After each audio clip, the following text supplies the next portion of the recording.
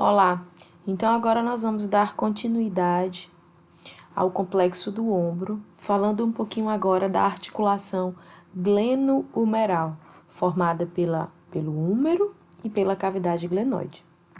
Então, o primeiro músculo que a gente vai ver se chama deltoide. O deltoide é um músculo bilateral, a gente tem dos dois lados, e ele é formado por três porções: uma porção anterior, uma porção média e uma porção posterior. O deltoide está aqui, ó, porção anterior. A porção anterior dele inicia na clavícula, a porção média no acrômio e a porção posterior na espinha da escápula.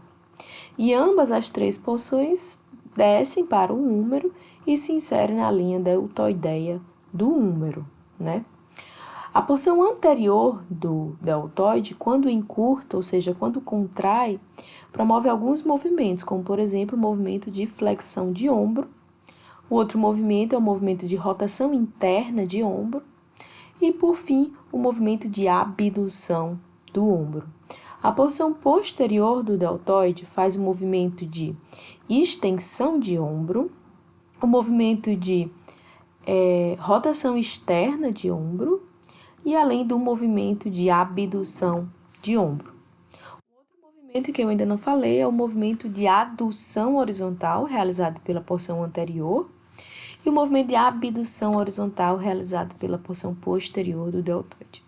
A porção média faz o movimento de abdução juntamente com as outras três porções. Então, as três porções juntas realizam o movimento de abdução do ombro. E se a gente for dividir a porção anterior e a porção posterior, eles são antagonistas para o movimento de flexão e extensão, para o movimento de rotação interna e externa e para o movimento de abdução e adução horizontal, tá? Então, essa musculatura aqui que está na posterior, que está na região do ombro, certo? Fazendo uma abdução. Então, aqui numa peça molhada, a gente tem aqui o deltoide posterior, tá? Você vê que é um músculo bem grande, certo? E aqui uma hipertrofia do deltoide, do músculo deltoide. O próximo músculo que a gente vai ver se chama peitoral maior. O peitoral maior também é formado por três porções: porção superior, que se insere na clavícula, porção média, que se insere no externo, e a porção inferior, que se pega um pouquinho do externo e costelas, porção costal. Então, a gente fala porção clavicular, porção external e a porção costal. Todas as três porções do peitoral maior se inserem no tubérculo maior do húmero. O peitoral maior, de uma maneira geral como um todo, ele faz o movimento de adução horizontal. Eles todos fazem o movimento de rotação interna. E o deltoide superior, ou seja, a porção clavicular, ele auxilia no movimento de flexão de ombro. E a porção external e costal auxilia no movimento de extensão de ombro, tá? Então, aqui o peitoral maior numa peça molhada, tá? O indivíduo que faz mastectomia total e retira todo o peitoral maior não perde os movimentos do braço, porque todos os movimentos realizados pelo peitoral maior são executados por outros músculos acessórios. O próximo músculo é o músculo grande dorsal, que de fato é um músculo bem grande.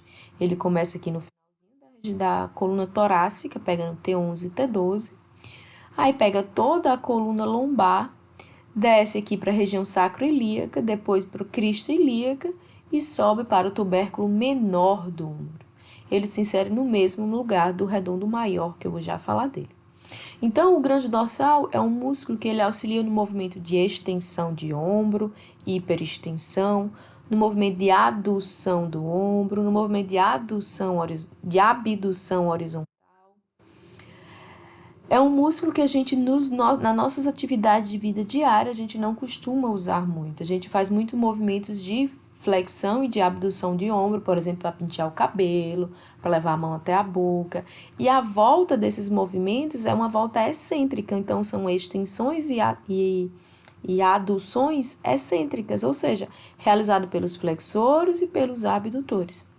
Então, é um músculo que costuma, né, prestarem atenção, muita gente tem flacidez nessa região das costas. Por quê? Porque é um músculo que a gente não usa no nosso dia a dia.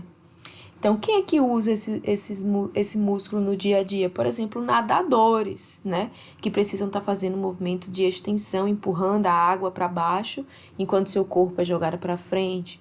Ou mesmo pessoas que necessitam dar de muleta ou de cadeira de rodas, sim, costumam fazer um movimento de extensão, né? Utilizando ativamente o grande dorsal.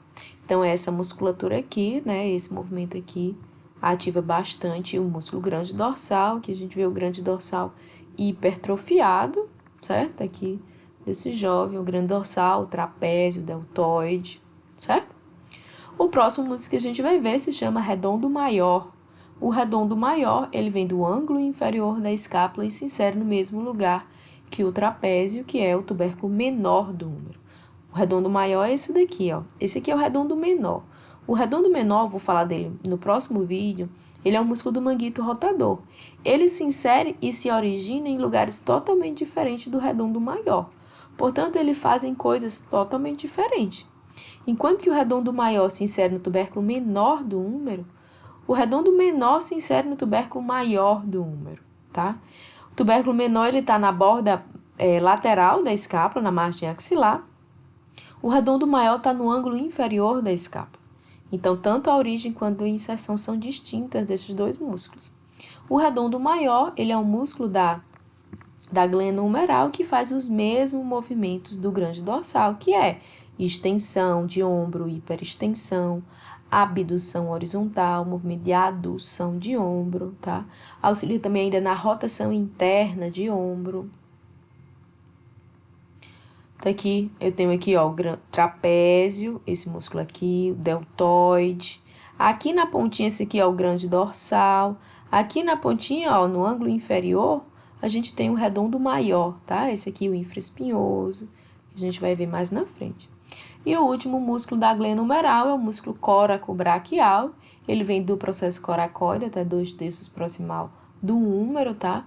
E ele auxilia no movimento de flexão de ombro.